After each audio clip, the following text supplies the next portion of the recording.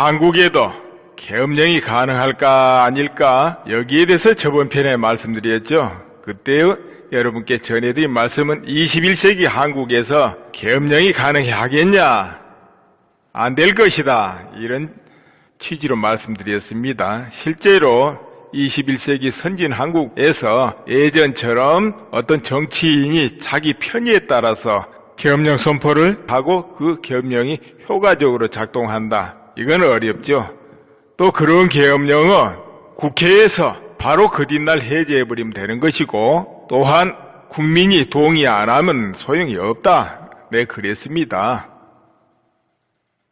그러나 여지는 제가 있다. 말씀드렸죠? 어떤 여지냐? 시대가 난폭해져가지고 청와대를 침입한다. 이런 경우는 이제 내란이 되기 때문에 계엄령 발효 사유가 되죠. 그리고 이런 경우가 있다 그랬어요. 모든 사회 각 기관에 국가 이익을 초래할 정도로 어떤 내란 음모가 진행된다든지 혹은 국가의 추종 세력이 장악해서 국가 기능이 마비되고 국가 안보가 위태롭다. 이렇게 정의될 때는 또 계엄령 발효를 할 수 있지 않겠냐? 내가 그런 견해를 말씀드렸죠. 실제로 이런 경우를 상상해 보세요. 국회가 야합이나 비리 정도를 넘어가지고 아니면 국민의 규탄 대상이 된다. 그 정도도 넘어가지고 아예 북한 추종 세력에 의해서 장악돼서 움직이고 있다든지 그 세력이 내란을 꿈꾸고 계획하고 움직이는데 동조하고 있다든지 이건 가정입니다. 어디까지나. 그리고 그건 대다수는 될 수 없겠죠. 그래야 소수라도 뚫뚫 뭉쳐서 하면 기능이 마비될 수 있고 다수 국회의원들이 끌려갈 수 있거든요. 대부분의 국회의원분들은 다 선량하고 애국적이고 국민을 위한 분들이겠지만은 그리고 검찰도 그렇지 않습니까? 대다수 검찰들이야 법률에 충실하고 기본적으로 애국심이 있고 공정하려는 마음이 뿌리부터 있을 것입니다. 그러나 어떤 조직이 형성돼가지고 자기도 모르게 동조 안 할 수 없고 끌려가지 않을 수 없는 상황이 이루어지고 그 검찰들이 어떤 북에 의해서 조종을 받는 검찰이 일부 있을 수도 있다. 이거 가정입니다. 그렇게 돼가지고 기강이 무너져가지고 있다. 또 언론기관이 왜곡보도, 오보 이런 정도가 아니고 그걸 넘어가지고 조직적으로 어떤 북의 추종 세력에 의해서 조종받고 그 세력에 눌려가지고 국가 안보를 위태롭게 하고 있다. 등등 각계각층 단체가 그렇다. 이것이 연계되어 있다. 연계돼서 어떤 사건을 계획하고 추진하고 행동 연기고 하고 있다. 또 거기에 상층부의 국가 전복 세력, 정권을 탈취하고 싶어 하는 내란 세력, 또 불만 세력 등등이 결합돼 가지고 한 덩거리로 굴러간다. 이렇게 돼서 국가 안보가 위태롭다. 이런 상황이 있을 수도 있습니다. 그럴 때는 계엄령 선포가 가능하지 않겠습니까? 정말 심각한 상태인데 만약에 계엄령을 발동해도 국회에서 해제를 해버리면 안 된단 말이에요. 계엄령은 바로 불법이 돼버리죠. 만약에 정말 지금 국민은 모르지만 내부적으로 심각한 상태에 있어서 정권 탈취 세력 때문에 아니면 정권 정복을 넘어서 국가 이기가 분명히 도래했다. 이렇게 판단이 되었을 때 계엄령은 발동할 수가 있는 거죠. 국민이야 납득 못한다 해도. 그런데 계엄령을 선포하면은 그 뒷날 국회에서 해산해버릴 수도 있다 이 말이에요. 해산하면 법적으로 그 뒤부터는 8호 군은 원위치 복귀해야 되지 않습니까? 이렇게 되면은 해결을 못하게 되겠죠. 이제 그 정도 돼서 선포하는 계엄령은 국회 문이 아예 못 열리게 할 겁니다. 그렇겠죠? 계엄령이란 거 어디 쓰라고 법으로 만들어 놨겠습니까?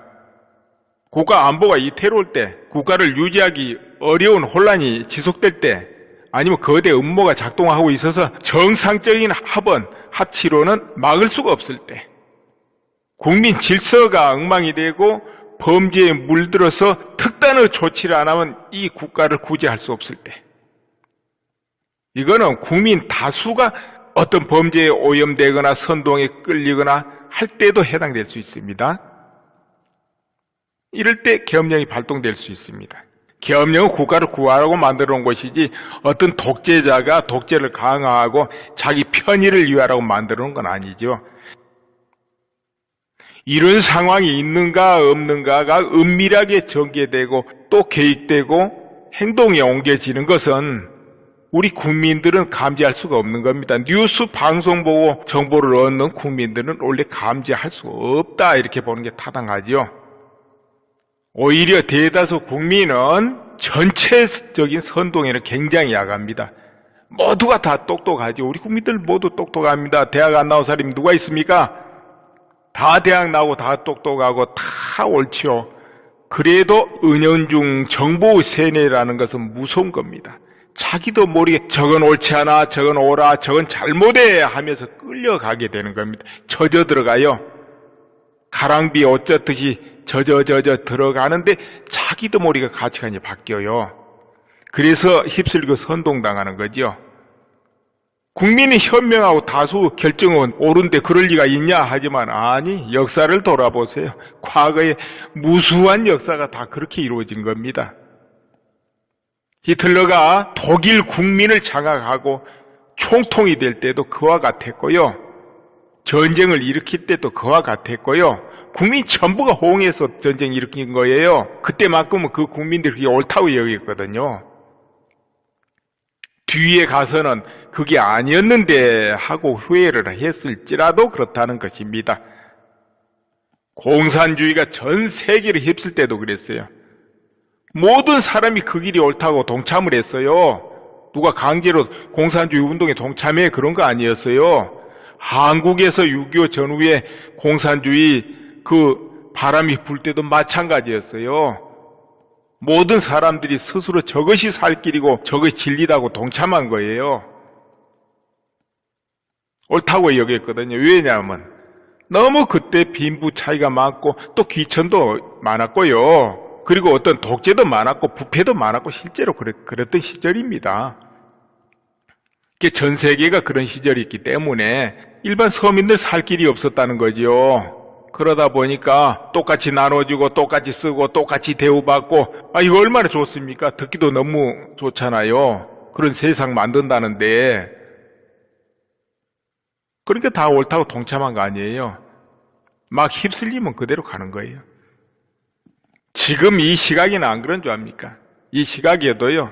전 국민이 주식 올라간다고 방방 뛰어서 투자하면 그건 바로 꼭대기예요. 그때는 꺾어져 버리는 거예요. 대폭락이 기다리고 있습니다.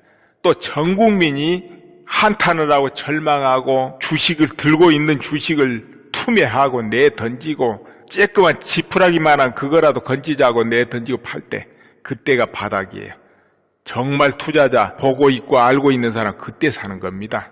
언제나 다수하고는 거꾸로 가는 게 맞거든요. 예를 들어서 정부니 평화를 노래하고 대비를 안 하면 그건 전쟁을 불러오고 급습을 당하는 겁니다. 그러나 전 국민이 늘 경각심을 가지고 안보에 대응하고 전투 준비가 돼 있고 전쟁을 오히려 걱정하고 이런 나라는 전쟁 안 나요. 그리고 안보를 책임지는 그 어떤 정보기관이에요. 수장이 어떤 문제가 있는데 불확실하다. 뭔가 분명치 않아. 이 불확실을 굉장히 중시해야 되거든요. 그런데 불확실하니까 좀 더 기다려서 증거 분명해지면 나한테 보고해라. 그럼 대치하자. 그럼 될 것 같습니까? 그러면 이미 끝난 겁니다. 테러가 터져야 증거가 분명한 것이지 테러가 드러내고 하는 건 아니잖아요. 그렇기 때문에 불확실 속에서 테러가 진행되지 증거 분명하게 테러 전개되는 게 어디 있습니까? 세상에. 증거가 이미 드러났다라면 테러 하겠습니까? 오히려 안 하죠. 아이고 저쪽에서 준비하니까 테러 보류. 이번에는 하지 말자 이렇게 되죠. 오히려. 그렇기 때문에 불확실에 대비하면 테러가 안 나지만 근거를 가져와 하고 부하한테 이야기하면 그때는 테러 나는 겁니다. 정보기관은 불확실에 대비하는 것이지 분명한 증거에 대비한 거 아닙니다. 분명한 증거 드러나면 국민도 다 알아요. 그거는 분명치 않기 때문에 국민들은 모르는 거거든요. 또 분명치 않기 때문에 선동이 휩쓸리고 그러는 거예요. 그래서 국민 여론이 어느 쪽으로 한쪽으로 딱 간다고 해서 그 여론에 따라 다닌다. 그러면 무슨 정보기관이 필요 있고 안보를 책임지는 기관이 무슨 필요 있고 통치라는 대통령은 또 무슨 필요 있습니까? 군대는 또 무슨 필요가 있고 여론이 평화다 그러면 군대는 평화구나 놀자 휴가 가자 그럼 되겠네요? 안 되겠죠? 그것은 안 되는 겁니다. 전 국민이 평화라 해도 안보기관에서는 불확실을 들여다보고 있어야 되고 정보를 수집해야 되고 분명히 알아야 된다는 거지요. 그렇기 때문에 전 국민 여론이 아니다 해도 어떤 사태가 분명하면 그런 기관들은 작동해야 되는 거예요. 작동하고 방어해야 되고 방어하고 국민에게 알려야 되고 전부 다 알리고 방어할 수는 없어요. 비밀이란 건 유지돼야 되기 때문에. 그렇기 때문에 우리 군이 저 상층부터 아래까지 지휘관들이 다 애국심이 출중하고 그런 분들 아니겠습니까? 군대에 있는 분들은 누구보다도 싸워서 나라를 지키기 위해서 군이 된 거 아니에요? 자나깨나 나라 안보. 군인이 있기 때문에 국민들은 생업에 종사하고 선도한다고 가능한 거 아니에요? 군이 없으면 그것도 못해요. 군이 딱 지켜주기 때문에 그나마도 그 안에서 그러고 있는 거 아니겠습니까? 그런데 그런 군이 자기 본 책무를 버리고 책임을 버리고 군정신을 버리고 그저 직장인처럼 지휘관 계급장 달고 있으면 그건 안 되죠. 반드시 눈 딱 부릅뜨고 모든 사태를 봐야죠. 당연히 검찰도 그래야 되고 국정원, 기무사 모든 정보기관은 그와 같아야죠. 그리고 주변에 일본이나 중국이나 북한이나 미국이나 모든 그 정보 첩보기관들이 어떻게 활동하겠습니까? 여론조사는 하고 있겠습니까? 저 본질이 지금 어떻게 해서 진행되는가 그것을 정보를 캐고 얻고 대비하고 그러죠.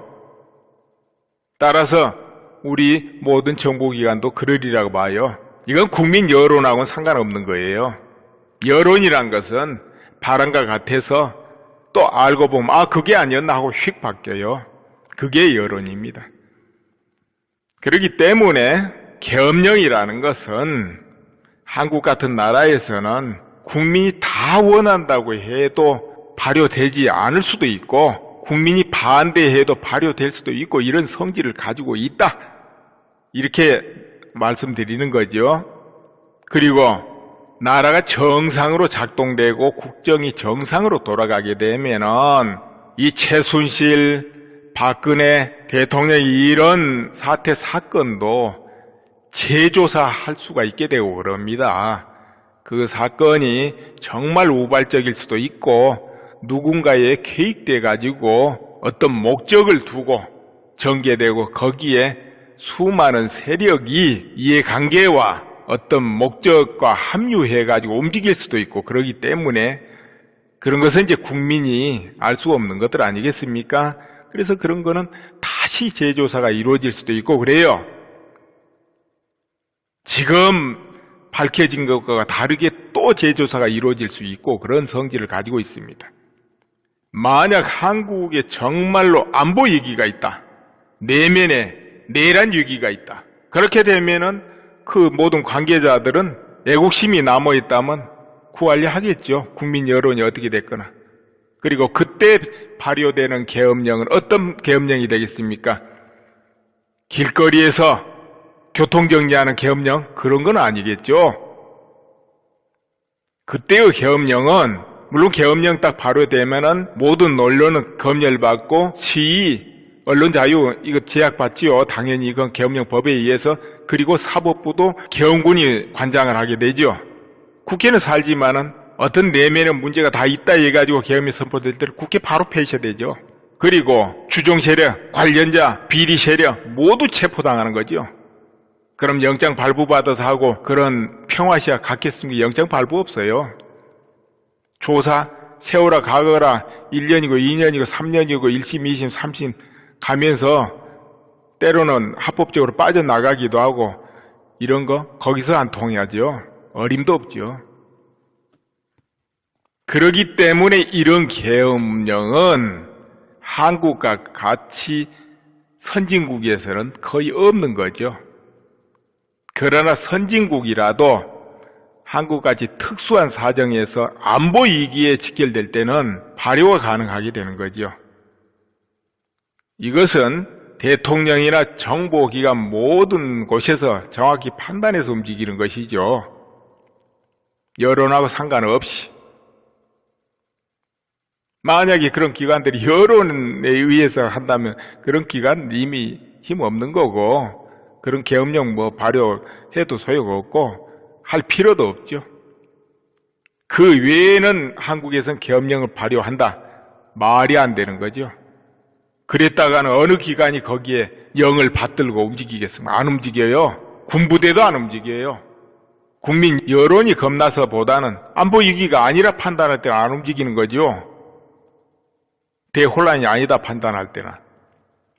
그러나 국민 여론이 그게 아니라도 모든 기관에서 파악할 때 명백하게 이거는 안보 위기다, 불확실하다, 위험이 다분하다, 또 근거가 분명하다, 이러면 움직이는 것이죠. 제가 오늘 말씀드린 것은 원론적인 이야기예요. 원리적인 거. 저는 원리적인 걸 늘 말씀드리고 싶어요. 누가 잘못했다, 누구는 나쁜 놈이다, 누구는 옳다, 이런 차원의 말씀드리고 싶지 않고요. 판단은 듣는 분들이 스스로 생각하도록 그렇게 하고 싶습니다. 그러니까 제 말을 듣고 그 말은 엉터리다, 말도 안 된다, 뭔 잡소리냐, 이렇게 생각하면 또 그게 맞는 거예요. 그리고 타당성이 있구나, 그럴 수도 있겠구나, 내가 생각할 때는 이렇게 되겠는데 또 그렇게 생각하면 그게 맞는 거죠. 예, 감사합니다.